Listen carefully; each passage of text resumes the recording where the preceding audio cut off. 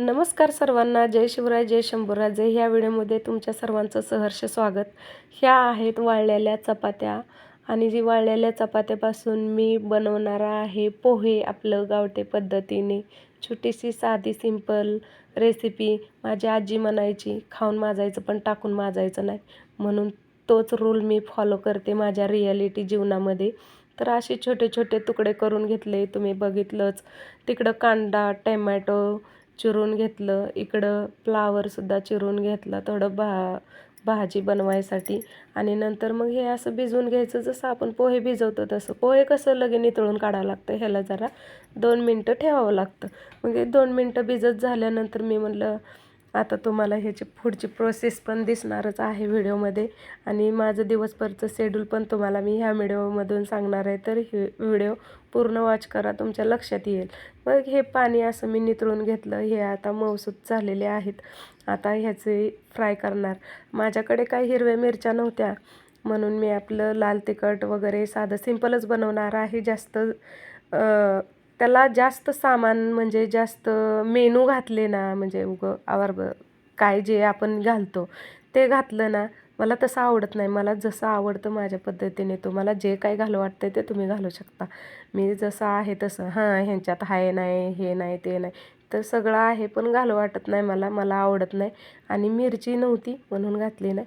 जाऊ द्या, मस्करीचा विषय द्या सोडून. आणि त्यानंतर कांदा, टोमॅटो, जिरं, कढीपत्ता असं व्यवस्थित परतून घेतलं. आणि सगळ्यात महत्त्वाचं म्हणजे तुम्ही म्हणसाल ही कढई लाल का दिसते, तर ही कढई लाल नाही आहे, ही कढई लोखंडाची आहे. आणि लोखंडाच्या कढईमध्ये किंवा तव्यामध्ये कांदा भाजला तर एक वेगळ्याच प्रकारची टेस्ट येते, कुठलाही पदार्थ असू द्या. मग माझी आजी सांगते, म्हणून माझ्या आजीने मला खास ही कढई घेऊन दिली. कढई भाजी तुला काय चटपटीत बनवायचं असेल, जेव्हा चटपटीत खायचं असेल तेव्हा ह्यात बनव म्हणून. मग मला जेव्हा काय चटपटीत खायचं असतं तेव्हा मी अशी लोखंडाची कढई माझी वापरते. आणि मग तुमच्यात आहे का लोखंडाची कढई? ॲल्युमिनियमच्या भांड्यात बनवण्यापेक्षा तव्यात, पातेल्यात हे लोखंडाची कढई मला योग्य वाटली. मग त्यानंतर हे सगळं साहित्य टाकून मी व्यवस्थित भाजून घेतलं. आणि भाजून झाल्यानंतर तुम्हाला दाखवते मी पुढं कसे मी पोहे बनवलेत आपल्या शिळ्या चपातीपासून. आणि एकदम टेस्टी लागतात. तुम्ही पण नक्की ट्राय करा.